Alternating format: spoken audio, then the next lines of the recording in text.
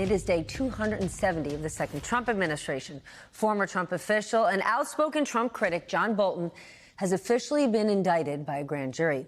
Bolton is facing 18 separate counts, all related to retaining or transmitting classified information. Two senior federal law enforcement sources tell NBC News that Bolton is expected to surrender to authorities tomorrow and will have an initial court appearance on the same day. He served as Trump's national security advisor for part of his first term, but the president quickly turned on Bolton because of his 2020 book, where he harshly criticized his former boss. Here's how Trump reacted to the news earlier today. Watch. John Bolton was just indicted by a grand jury in Maryland. Do you have a reaction to that? I didn't know that. You told me for the first time, but I think he's, a bad person. I think he's a bad guy. Yeah, he's a bad guy. It's too bad, but it's the way it goes. The case against him? That's the way it goes, right? That's the way it goes. Will I what? Have you reviewed the case against him? No, I haven't. But I just think he's a bad person. In a statement, Bolton denied doing anything illegal and said the following: "When my email was hacked in 2021, the FBI was made fully aware. In 4 years of the prior administration, after these reviews, no charges were ever filed. Then came Trump, too, who embodies what Joseph Stalin's head of secret police once said, quote, 'You show me the man and I'll show you the crime,' end quote. These charges are not just about his focus on me or my diaries, but his intensive effort to intimidate his opponents, to ensure that he alone determines what is said about his conduct. Dissent and disagreement are foundational to America's constitutional system and vitally important to our freedom." That's the end of the quote. Bolton is the third outspoken Trump critic to be indicted over the last few weeks, along, of course, with former FBI Director Jim Comey and New York Attorney General Letitia James. Meanwhile, in D.C., the Senate took another failed vote on a clean funding bill to reopen the government. That means in about 1 hour, we're going to begin day 17 of this shutdown. With that, let's get smarter. With the help of our leadoff panel this evening, Barb McQuade is here, veteran federal prosecutor and former U.S. attorney for the Eastern District of Michigan. Jeff Mason joins us, White House correspondent for Reuters. And Jonathan Cohn, senior writer for The Bulwark. He is also author of the book, The 10-Year War, Obamacare and the Unfinished Crusade for Universal Coverage. Barb, break down this indictment for us. I mean, Donald Trump's been complaining about John Bolton's mustache since the day they met, but to now be out there just saying he's a bad guy, you get what you get, this is serious.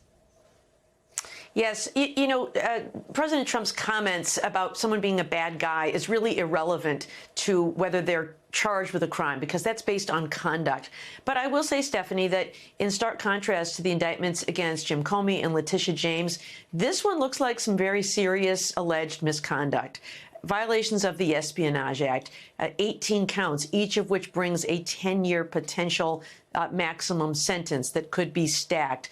And it alleges that he transmitted these classified information to family members via email, referring to them as diary entries, apparently for use in his upcoming memoir, The Room Where It Happened. And according to the indictment, it alleges that there's some very serious national defense information protected at the top secret level that he communicated. If the allegations in this indictment are true, and, this is some professional work here. This quotes emails. This is not the kind of bare bones indictment we saw in the last couple of weeks. If these allegations are true, these are some serious charges. But the FBI has been investigating Bolton for years, like since the Biden administration. That's different than what we're seeing with Tish James and Jim Comey, Barb. Yeah, we don't know all the facts here, but I recall that there was some reporting that occurred earlier this year that we got a tip from an ally about this hack by the Iranian government into John Bolton's email, and that is what sort of reopened this whole episode. There had been an investigation when he submitted his manuscript for pre-publication review, and at that time, he agreed that he would return to the government any classified information that he may have possessed.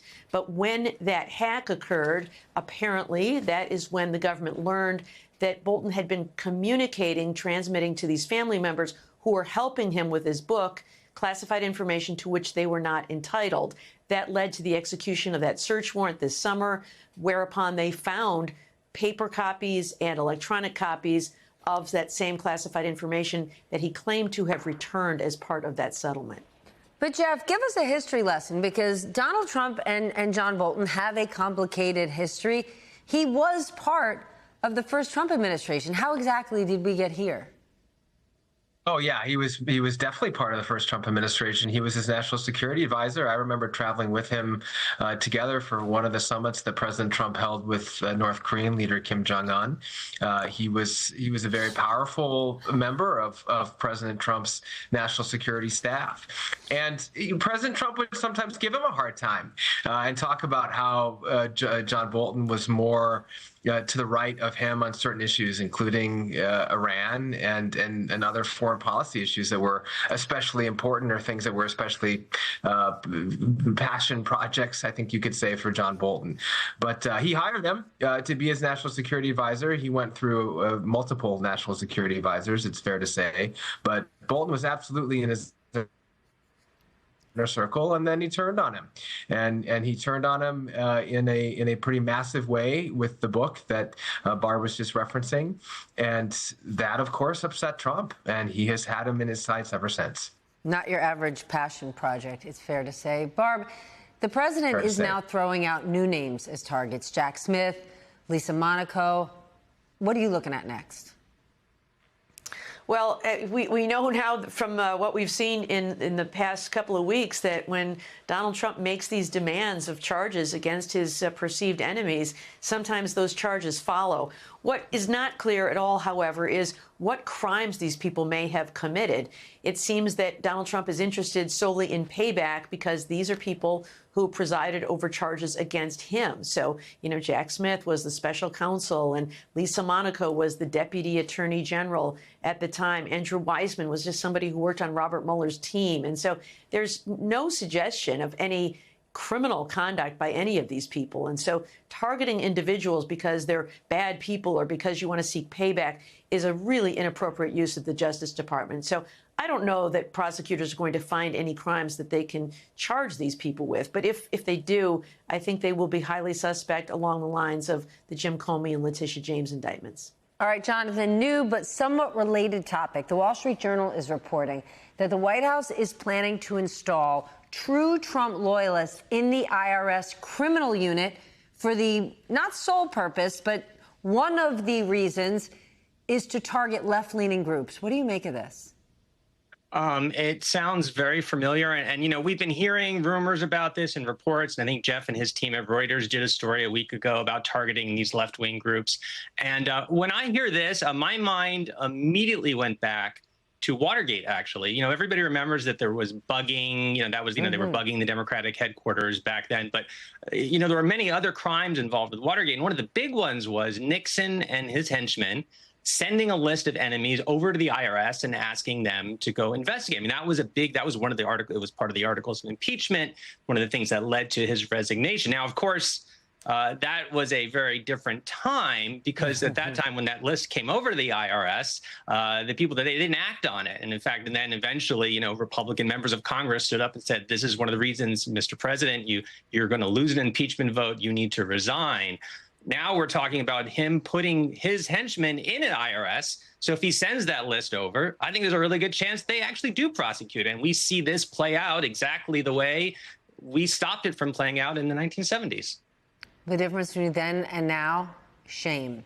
All right, Jeff, let's talk about this shutdown, because in an interview with our colleague Ali Vitale, Senate Majority Leader John Thune revealed that he has offered to guarantee Democrats a vote on ACA subsidies in exchange for reopening the government. Some Democrats are dismissing this, saying they do not trust Republicans are going to hold up their end of this deal. But this, to me, seems like the first sign of some possible movement. Is it?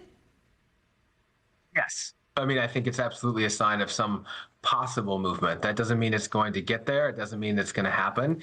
And I think I always go back, as we're talking about the shutdown, to who or on whom the American public is placing blame.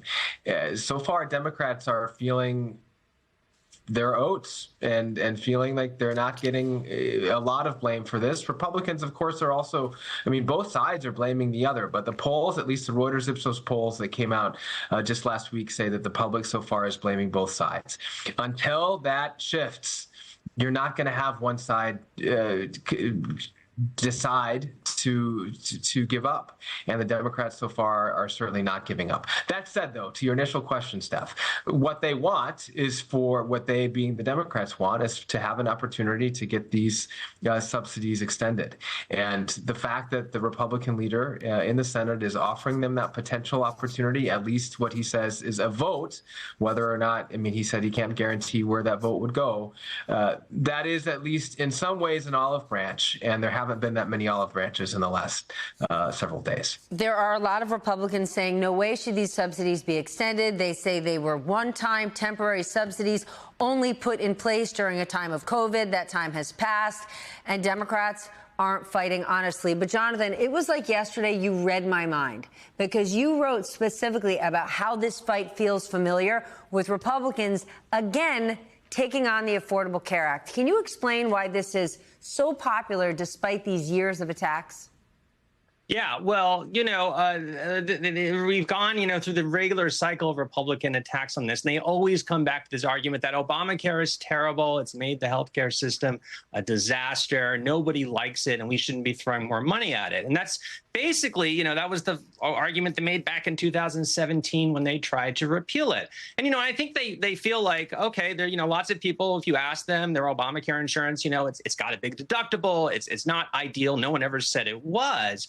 But, we went from 45 million people with no insurance down to 25 million now, which is a massive reduction. Lots of people are saving money. People with pre-existing conditions can get health care. And that is actually really popular. And every time the Republicans try to change it, people say, oh, great, you're going to make it better. And then it turns out, no, they're not going to make it more generous, not going to get more people insurance. What they actually want to do is take away money, take away insurance from people. And then everyone says, wait a minute. That sounds horrible. That's not what I want. And they seem determined to sort of rediscover this again. And I think that's totally related to what we were just talking about, which is the fact that Democrats are looking around and like, wait, everybody agrees with us. And you see Republicans trying out these arguments that they're either not true or they don't resonate, changing their positions. And that to me is the sign of, the Democrats, they have a coherent argument. They know the public agrees with them. And Republicans are the ones who are flailing and looking for a way out.